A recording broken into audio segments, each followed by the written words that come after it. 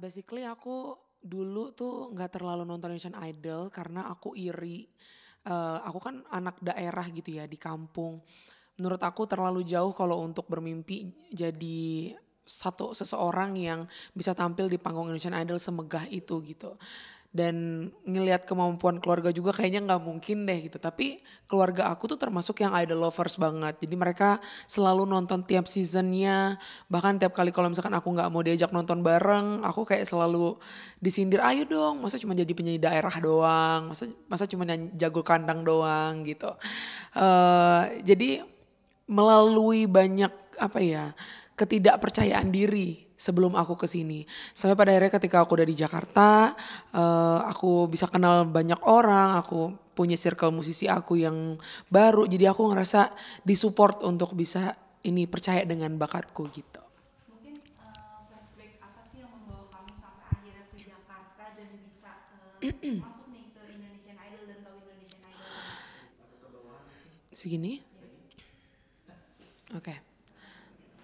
Sejujurnya aku ikut idol itu awalnya karena pengen bisa tampil terus tiap minggu supaya keluarga aku yang di kampung tuh bisa nonton aku. Karena dulu aku pernah nge-host, jadi ibuku termasuk yang sering banget nonton karena aku di rantau gitu kan.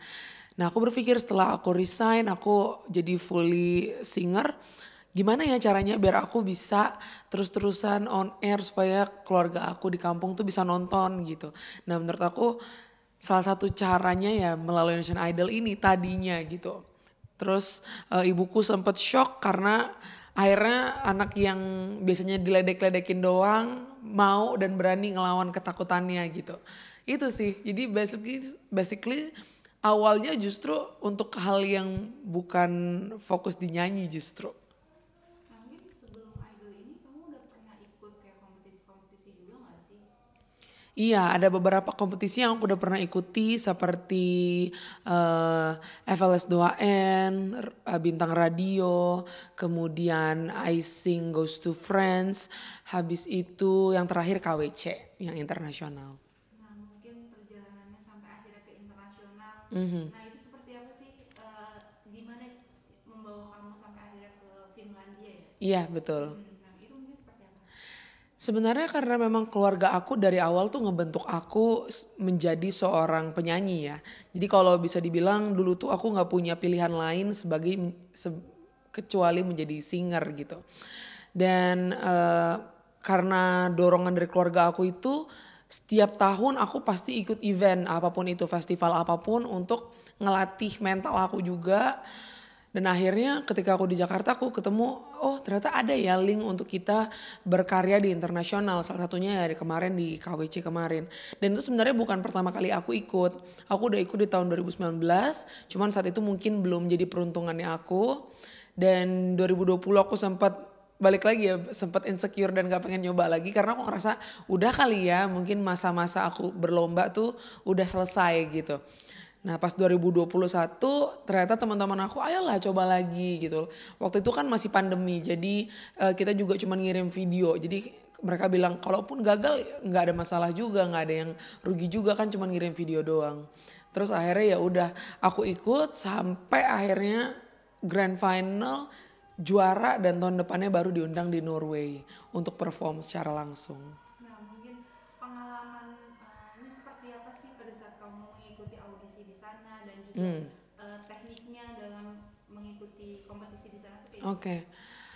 Wah menegangkan sekali karena dari 33 negara yang ikut pasti mereka beraneka ragam suaranya ya, karakternya gitu. Aku jadi salah itu kayaknya yang satu-satunya yang paling kecil karena waktu itu umurnya baru 21 tahun. eh Kalau dibilang takut saat itu tetap ada tapi excitednya yang lebih besar karena aku ngerasa ini panggung yang bukan ranahnya aku, bukan di Indonesia, jadi aku bisa bebas mengeksplor diri aku. Mereka juga di sana tidak apa ya kayak ngasih pressure yang berlebihan juga, jadi aku akhirnya bisa perform maksimal juga sih. Berarti bisa dibilang kamu tuh lebih percaya diri ketika keluar dari Indonesia gitu. Karena mungkin karena kalau di sana kan gak ada yang kenal ya gitu. Kalau misalkan aku berpikir kalau misalkan aku salah nyanyinya atau aku nggak menang atau itulah ya gitu, kayaknya nggak ada yang bakalan tahu juga karena ini di luar negeri gitu. Beda banget dengan panggung Indonesian Idol gitu ya. Apapun yang terjadi di sini, semua mata tuh tertuju ke Indonesian Idol. Itu yang makanya menurut aku, ya, sorry, ya nggak apa. Itu yang kenapa menurut aku panggung Indonesian Idol tuh beda banget ngasih pressure-nya karena apapun yang terjadi di sana semuanya akan jadi pusat perhatian, semuanya pasti akan dibahas dan ya itu sih. Jadi walaupun aku udah pernah ikut lomba sebelumnya sampai ke tingkat internasional, aku tetap gugup banget setiap kali aku perform di Indonesian Idol. Nah itu pengalamannya berarti di Indonesian Idol, apalagi pertama kali Iya. perform live Mhm. juga di depan juri dan banyak penonton, seperti apa? Wah takut banget pressure-nya tuh kayak kayak lo kayak harus bagus gitu loh. Maksud pasti semua orang berharap semua finalis nampilnya terbaik gitu kan. Cuman pressure-nya lebih karena di Elim 3 kemarin alhamdulillah pas aku nyanyi lagu Maya Main itu cukup banyak dikenal orang. Terus orang-orang juga beberapa aku baca komentarnya kayak kalau yang kayak gini mah biasanya bagus lagu barat doang. Terus kalau nyanyi lagu Indo biasanya kurang bagus. Nah itu tuh masuk tuh di mindset aku gitu. Sementara aku live pertama aku berpikir mungkin aku nyanyiin lagu barat aja kali ya. Tapi aku berpikir lagi kayaknya nggak akan jadi pembeda kalau aku nyanyi lagu barat lagi gitu. Mungkin aku coba sesuatu yang memang di luar nyamannya aku ambil resiko. Semoga itu bisa jadi viral lagi juga. Tapi tetap takut karena ini bakalan jadi pertama kali live dan pertama kalinya nyanyi lagu di Indonesia. Jadi mungkin pressure-nya di situ karena kemarin viral terus di showcase ini dituntut lebih bagus lagi jadi aku tertekan sejujurnya ya saat itu. Nah, tapi lagu yang suka kamu dibawain waktu ikut kompetisi sebelumnya itu lagu ada yang di Indonesia juga nggak sih, atau full Yang mana? pas yang kompetisi karaoke itu? Oh enggak, semuanya full barat. Mm-mm. Oh oke. Nah, kemarin juga kan dapat 5 standing ovation Alhamdulillah, dan alhamdulillah. sampai Bunda Maya tuh meyakinkan masyarakat harus milih kamu tuh. Waduh, masya Allah, iya. Wah, dulu pernah nih ditanya awal-awal judging ya waktu itu. Ditanya siapa judges yang paling aku takutin. Jujur banget saat itu aku jawab Bunda Maya. Karena Bunda Maya tuh menurut aku salah satu juri yang ini ya sangat kritis gitu dalam mengomentari setiap penampilan finalis. Jadi dia benar-benar bukan cuman menikmati performnya tapi dia benar-benar tulis per detail apa yang jadi kekurangan dan kelebihan finalisnya. Jadi itu yang aku kadang ini aku siap nggak ya kalau dikomentarin yang misalnya kurang gitu ya. Gimana gitu perasaan aku. Makanya selalu berhati-hati ketika judgesnya tuh ada Bunda Maya. Nah pas day pertama kan itu Bunda Maya nggak datang. Jadi aku berpikir oh mungkin Bunda Maya minggu ini absen kali ya. Jadi aku berpikir oh oke deh ini lagu Indonesia nggak ada Bunda Maya oke deh gitu. Ternyata di day 2-nya Bunda Maya hadir dan tapi sempat Bunda Maya itu sebelum perform dia ngasih tahu aku Sabrina tenang. Tapi kan tahu kan kalau Bunda Maya ngomong tenang jadi nggak tenang. Eh, aku ya pokoknya aku tetap walaupun aku grogi banget tapi aku lihat di tribun juga ada teman-teman aku, keluarga-keluarga aku. Aku cukup lihat ke mereka, aku yakinin ke mereka kalau aku datang ke sini untuk perform, untuk konser. Jadi apapun itu yang terjadi di panggung ini nanti aku udah ikhlas gitu. Itu yang penampilan terbaik menurut aku. Dan pas selesai ternyata Bunda Maya langsung kasih komentar kayak gitu. Wah, kan Bunda Maya sering dibilang katanya ramalannya suka bener. Insya Allah semoga kali ini juga berbanding lurus dengan apa ucapannya Bunda Maya.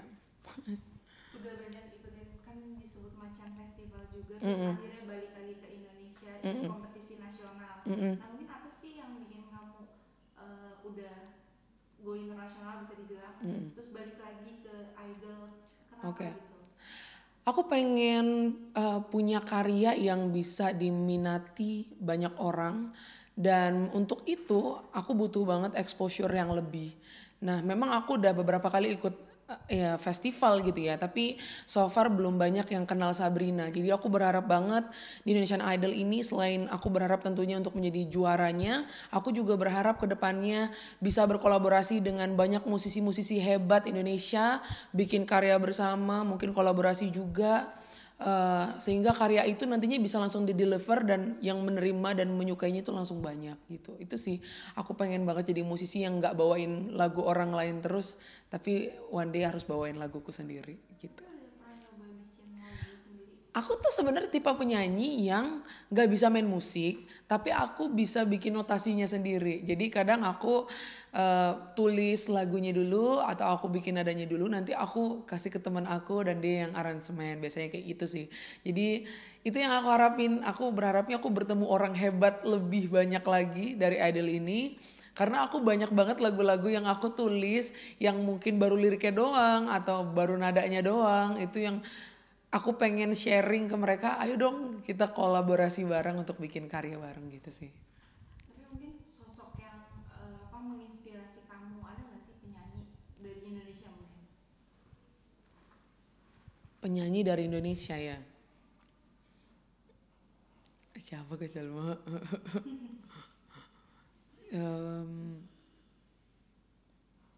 Yura kali ya, Kakak Yura. Menurut aku Kak Yura itu karyanya otentik, dia berani beda dari yang lain. Terus karyanya Kak Yura itu menurut aku salah satu lagu-lagu yang tulus banget untuk didengar, dan aku berharap tuh ada salah satu lagunya dia tuh, aku berharap itu aku yang tulis, yang lagu Jalan Pulang itu, karena benar-benar setiap kali dia nyanyi dan menulis sebuah bait itu maknanya penuh, maknanya dalam banget. Jadi aku merasa musikalitasnya Teh Yura tuh salah satu yang menginspire aku dalam bermusik. Nah mungkin tadi kan kamu selalu nyebut keluarga. Kalau misalkan boleh diceritain nih, keluarga kamu tuh seperti apa sih supportnya dalam karir kamu selama ini? Wah, luar biasa ya, keluarga aku tuh jadi supporter pertama dan utama yang selalu mensupport aku dalam hal bernyanyi ataupun bermusik. Dulu kan pasti ada ya sentimental, kayak misalkan aduh aku mau jadi musisi nih, aku mau jadi penyanyi aja gitu misalkan. Tapi keluarga aku tipenya yang gak sama sekali merendahkan cita-cita aku. Walau ketika anak-anak lain, anak-anak tetangga lain misalnya, oh aku pengen jadi apa yang kerjaan yang lebih tetap gitu misalnya, aku tetap kekeh dari awal ingin jadi penyanyi, dan keluarga aku support full untuk itu. Bahkan dalam kesederhanaan kita pun, keluarga aku tuh, ibu bapakku khususnya ya, sampai nabung terus-terusan. Mereka irit banget karena mereka mau bikinin aku waktu itu studio musik supaya aku bisa benar-benar fokus di situ latihan musik setiap hari. Dan aku rasa apa yang aku capai hari ini adalah buah dari ketelatenan mereka untuk mensupport aku dalam hal bermusik sih.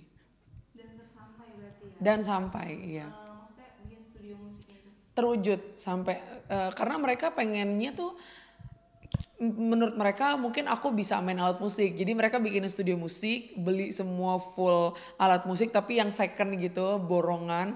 Terus mereka tuh berharapnya mungkin Sabrina ini kalau selain nyanyi bisa kali main keyboard atau main apa gitu. Tapi ternyata aku tetap aja fokusnya cuma di nyanyi ternyata gitu. Tapi itu salah satu bentuk dalam kesederhanaan yang menurut aku harusnya nggak perlu, tapi mereka tuh perluin demi mensupport aku dalam bermusik gitu. Mungkin perjuangan orang tua seperti apa sih mengantarkan kamu sampai bisa hari ini? Oh luar biasa ya gitu. Luar biasa banget itu, aku nggak bisa describe dengan kata-kata karena aku nggak bisa jadi Sabrina yang seperti ini juga tanpa orang tuaku. Dulu aku sempat ngerasa kalau didikan mereka tuh cukup keras gitu ya ke aku, karena aku dari kecil tidak kayak nggak boleh, misalnya aku, namanya anak-anak kan biasanya punya cita-cita lain ya gitu, atau pengen ekskul lain selain musik gitu, pengen nari lah atau pengen olahraga lah, enggak. Jadi keluarga aku benar-benar se-strict itu sampai mereka ngomong sama guru aku kalau enggak, Sabrina saya ciptakan untuk menjadi penyanyi bukan jadi penari waktu itu. Waktu itu aku dengernya jujur sedih ya karena aku pengen ikut sanggar juga, aku pengen kumpul-kumpul, pengen main gitu. Tapi keluarga aku nggak bolehin sama sekali. Dulu aku nganggapnya itu keras, tapi sekarang aku justru bersyukur karena orang tua aku keras sama aku karena Sabrina tuh ternyata orang yang punya banyak mau. Jadinya sebenarnya nggak fokus gitu. Dia tuh maunya apa. Tapi karena orang tua aku segitu kerasnya sama aku, akhirnya sekarang jalan yang orang tuaku pilih buat aku dan aku pun pilih itu bisa menghidupi aku, menyekolahkan aku dan bikin aku jadi Sabrina yang kayak sekarang. Nah mungkin kalau dari background orang tua sendiri, apakah mereka juga seorang penyanyi dan punya mimpi menjadi seorang penyanyi yang terkenal, atau mungkin karena sudah ini menaruh harapan ke kamu? Iya. Eh, ada sih dulu bapak ya, maksudnya bapak tuh memang keluarganya dia berapa belas beradik tuh memang suka banget nyanyi. Cuman ya memang berkarir di daerah aja. Cuman bapakku tipe orang yang dia sebenarnya mungkin punya ambisi untuk pengen jadi penyanyi yang terkenal juga karena memang waktu itu keterbatasan dan segala macam, jadinya pas punya aku tahu aku ternyata bisa nyanyi, benar-benar dia fokusin banget, benar-benar dia cari metode-metode pernafasan di mana lah, terus dia setiap kali aku ulang tahun itu aku nggak pernah dapetin kayak kado-kado yang kita bisa request, enggak, dia pasti kalau aku ulang tahun kasih aku kaset. Dan waktu itu umur aku masih 9 tahun tapi kaset yang dikasih itu kaset-kaset Michael Jackson, kaset-kaset Whitney. Jadi memang hidupku tuh gak ada pilihan lain selain menyanyi gitu loh. Itu awalnya dari ambisinya bapakku, tapi ternyata itu jadi ambisinya aku juga gitu. Emang Sabrina ternyata memang sukanya, intuitnya emang di musik gitu. Ada keinginan nggak sih bapak tuh untuk kayak berkolaborasi gitu dengan kamu? Oh, gak tahu ya, mungkin karena sekarang kan bapak udah usia juga kali ya, jadi kalau sekarang dia lebih memfokuskan dukung aku aja sih, karena dia juga dari awal walaupun yang dominan bermusiknya itu bapakku, tapi dia tuh dari awal nggak pernah mau ngajarin aku nyanyi, karena menurut dia kalau dia ngajarin aku nyanyi nanti cara aku nyanyi itu sama kayak orang zaman dulu, dan dia nggak mau itu. Makanya dia membiarkan aku untuk belajar dari kaset-kaset itu supaya pengetahuan aku dan cara bernyanyi aku tuh lebih luas, nggak berhenti di cara bernyanyi orang zaman dulu gitu. Menurut dia ya gitu. Tapi ibunya kamu tuh deket banget sama kakek dan nenek kamu juga. Iya itu memang kakek dan nenek itu ibu dan bapakku. Nah kalau misalnya untuk ayah mama sama papa mungkin seperti apa? Kalau mama dan papa tuh mereka udah dari kecil memang mereka udah punya kehidupannya masing-masing. Jadi aku fokus hidup sama kakek nenek sih, yang aku sebut bapak ibu gitu. Berarti kedekatan antara kamu dengan bapak dan ibu tuh udah benar-benar kayak sama orang tua. Wah, melebihi sih ya, udah beyond. Jadi memang mereka memberikan full cintanya buat aku. Jadi aku nggak pernah kekurangan sosok apapun gitu. Nah mungkin seperti apa sih melihat, berarti kan ini perjuangan kakek dan Iya, nenek gitu, betul. mereka untuk kamu sampai ke sini, Maksudnya sampai ke step sekarang, sampai di idol, apanya? perjuangan kakek dan neneknya. Oh iya, luar biasa banget sih, maksudnya kayak aku bilang tadi, aku udah nggak bisa describe lagi saking memang mereka lah yang bentuk aku sampai sekarang gitu ya. Aku nggak, bukan karena kehebatan aku, bukan karena kelebihannya seorang Sabrina, enggak, tapi itu karena konsistennya orang tua aku ngebentuk aku untuk jadi seorang penyanyi, jadi seorang musisi. Bahkan sampai sekarang pun untuk aku di Idol ini mereka masih berusaha banget galang dukungan, sampai apa namanya, ketemu banyak pejabat daerah juga untuk support Sabrina terus-terusan di Indonesian Idol untuk vote-nya kayak gitu. Jadi mereka sampai sekarang pun nggak pernah berhenti sih untuk itu. Tapi orang tua kamu sendiri, mama papa, melihat perjalanan kamu sampai sekarang mungkin pernah menyampaikan kebanggaannya nggak sih? Oh iya, mereka juga bangga banget. Mereka nggak nyangka aku ternyata bisa sejauh ini, karena balik lagi dulu aku tuh anaknya kan terlalu banyak insecure, terlalu banyak mikir gitu ya. Dan aku tuh orangnya males ribet. Jadi kalau misalkan menurut aku kayaknya nggak mampu, yaudah deh nggak usah dicoba gitu. Nah ternyata sekarang aku bisa ngelewatinnya, dan kemarin juga sempet telepon, dia bilang kayak aku beda banget setelah di Idol ini. Terus dibilang iya penampilannya tuh bikin banyak orang nangis, katanya mereka juga terharu lihat aku perform gitu sih. Apalagi kemarin dapat pujian dari Bunda Maya. Iya, pokoknya mereka selalu bilang, udah kamu tenang aja, yang penting kamu nyanyi yang terbaik, itu insya Allah kamu pasti jadi juaranya, katanya gitu. Cukup? Halo semuanya, aku Sabrina Leonor. Jangan lupa dukung aku terus dengan vote sebanyak-banyaknya melalui aplikasi ya, ulang ya.